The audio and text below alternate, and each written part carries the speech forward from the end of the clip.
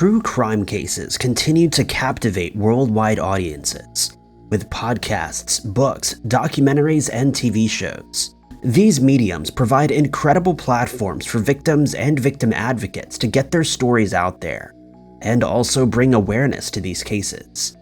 Some of the crimes covered are almost too unbelievable to be true, and will leave you shocked after hearing them. Number 5. Elnaz Hashtamiri immigrated from her native Iran to Canada in 2018, looking for new opportunities and a new life. Unfortunately for Elnaz, this move would end in tragedy, and her case is one of the scariest true crime cases that is currently unfolding.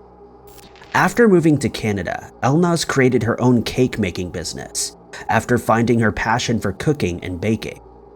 Things were going well for her. She had started her business and met Mohammed Lilo. The two hit it off and quickly became an item. Mohammed helped Elnaz navigate through her new surroundings, and it appeared that the two were in for a long and happy relationship. In October of 2021, Elnaz ended the relationship with Mohammed, and he did not take the breakup well. Instead of accepting it and moving on, Mohammed began to harass Elnaz. On December 21st, 2021, Elnaz was attacked in the parking garage of her Richmond Hill apartment as she made her way from her car to the apartment. CCTV footage shows Elnaz being approached by two unknown men, and the attack left her needing 35 to 40 stitches.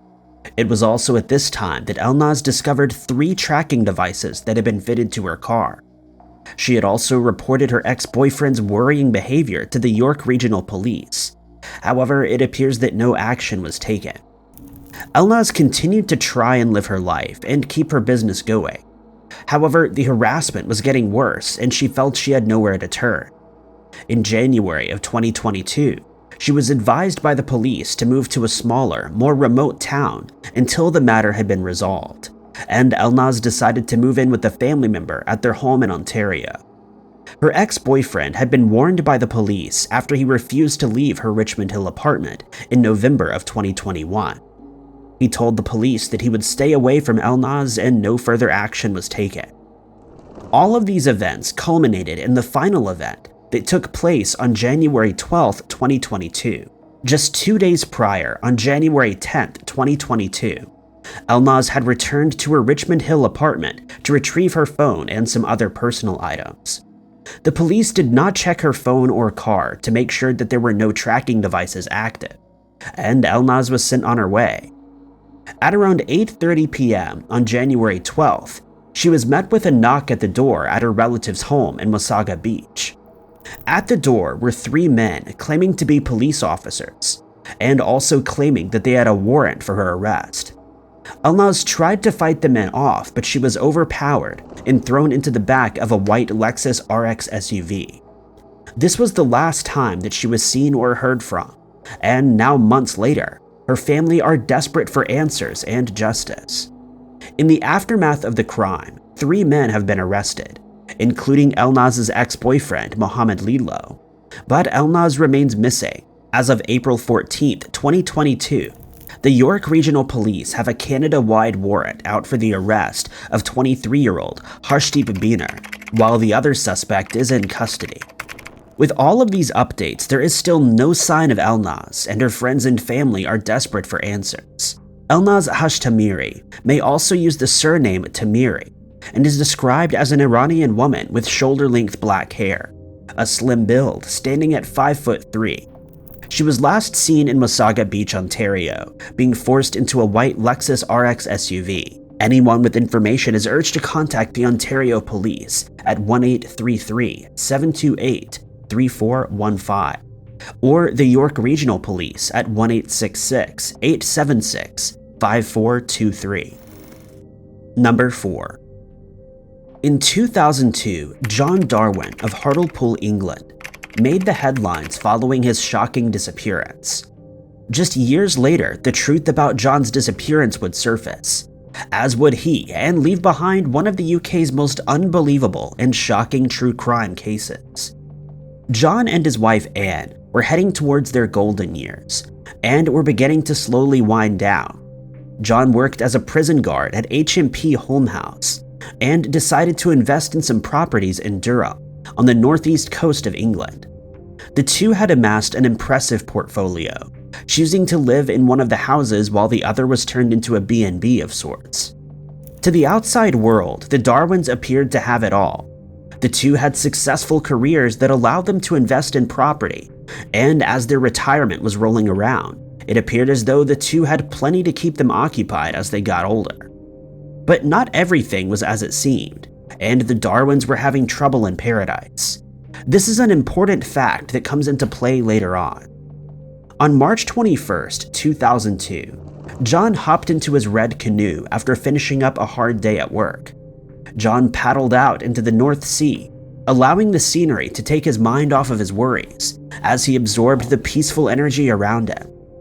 Anne went about her day expecting her husband to return just in time for tea, but John never showed up. Hours passed since Anne had seen her husband. She realized that something was wrong and dialed 999 to report her husband missing. The Coast Guard from Hartlepool and Redcar, along with the Royal National Lifeboat Institution and an RAF helicopter, began scouring the waters looking for any sign of John.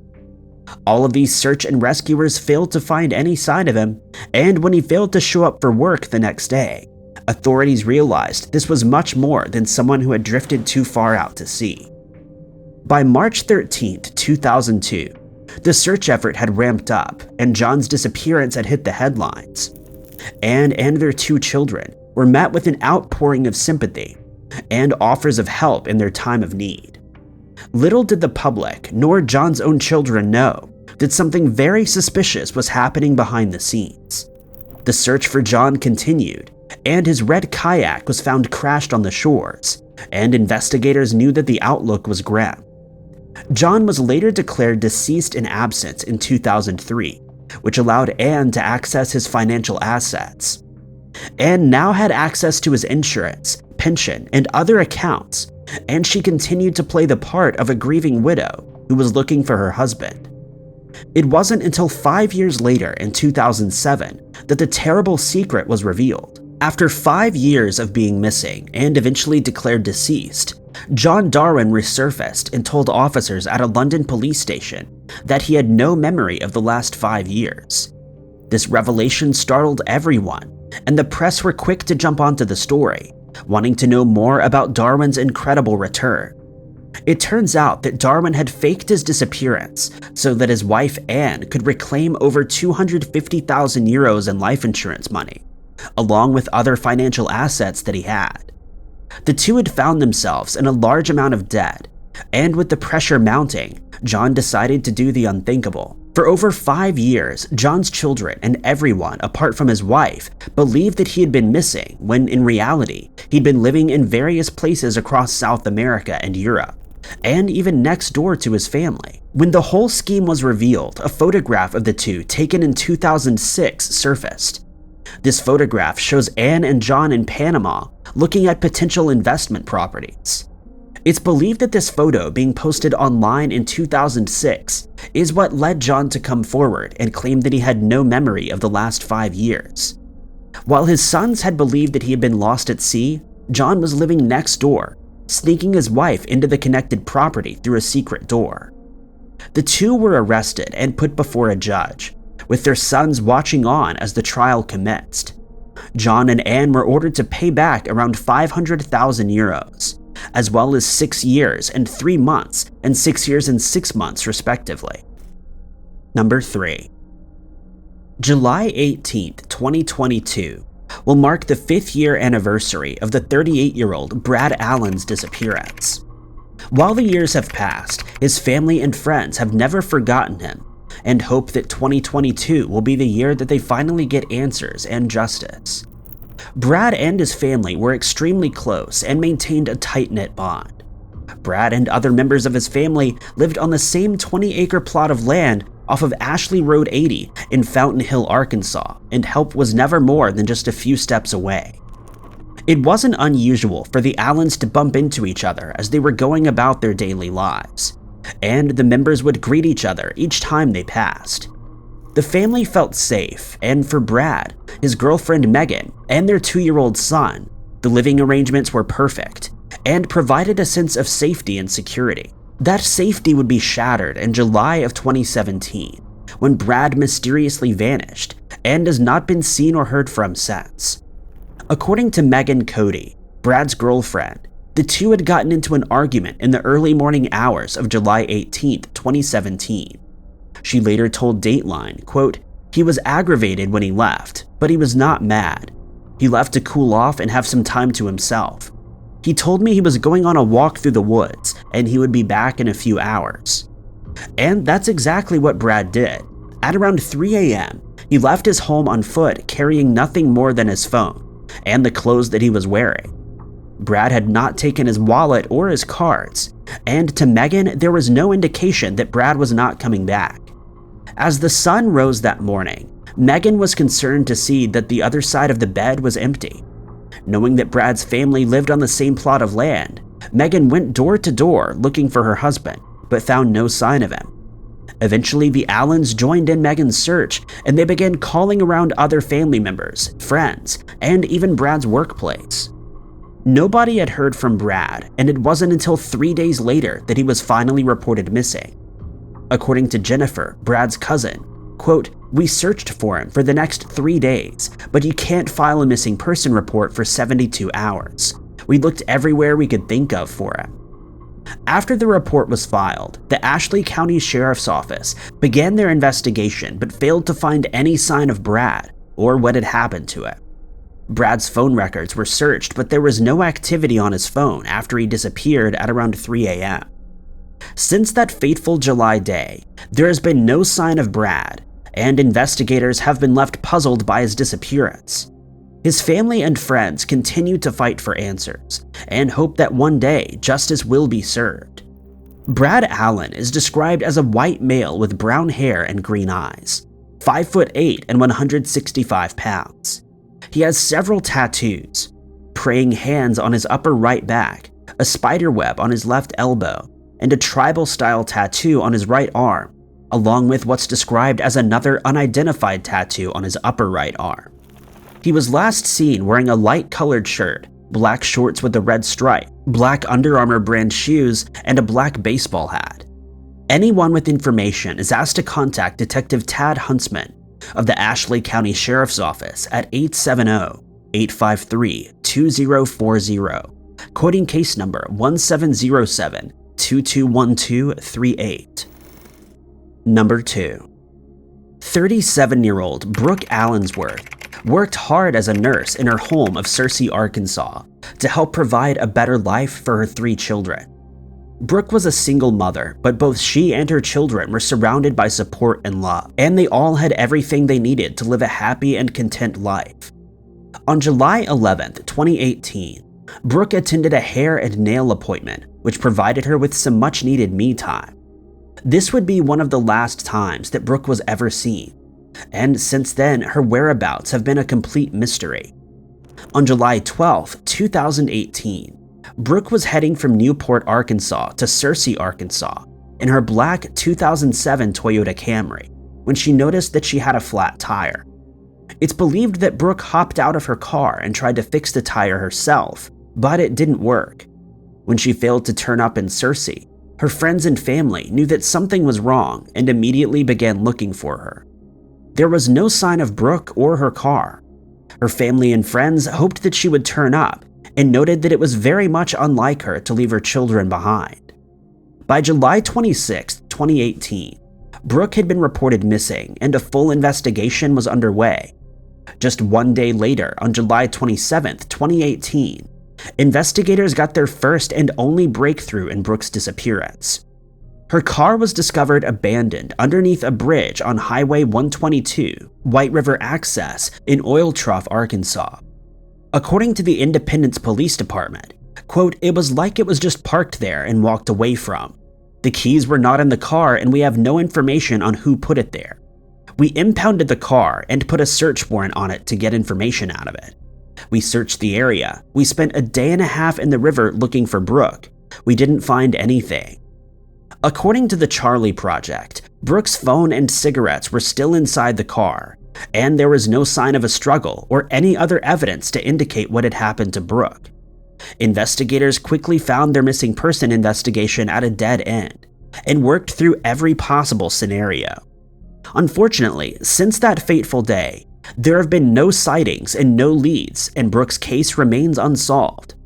There are theories and rumors, and one man was charged with a separate crime and has also allegedly been connected to Brooke's case. However, this remains speculation, and according to the police, they are aware of the connection and are working closely with the suspect in question. Brooke's case has continued to run cold, and investigators are desperate for answers. Brooke Allensworth is described as a white female with brown hair, blue eyes, 5'8" and 170 to 185 pounds. The Charlie Project notes that Brooke had dyed her hair blonde in the days before her disappearance, and that she may go by her second married name of Durham. Brooke has a GPS coordinate tattoo on her left torso, and the coordinates lead to a place in Newport, Arkansas. Bizarrely, NamUs has also listed that she was last seen wearing denim shorts and 2 left shoes. One was a flip-flop and the other was a wedge sandal. Anyone with information is urged to contact Detective Mike Price of the Independence County Sheriff's Office at 870-793-8838, quoting case number 1801015. Number 1. November of 2015 was supposed to be a happy and joyous occasion for the Brachman family. With Thanksgiving just around the corner, everyone was excited to tuck into delicious food and spend some quality time together. Unfortunately for the Brachmans, November has turned into a month of remembrance and trauma as they desperately try to piece together what happened to their loved one, Nancy. According to reports, Nancy was last seen at her father's house in Sunrise, Florida, on November 12, 2015. Nancy and her boyfriend, Julio Jesus Cruz, said their goodbyes to the family and got into Cruz's orange 18-wheeler truck that he'd had as a result of his job as a long-distance truck driver. The two told Nancy's family that they were headed for Bakersfield, California, and that they would be in touch when they were able to do so.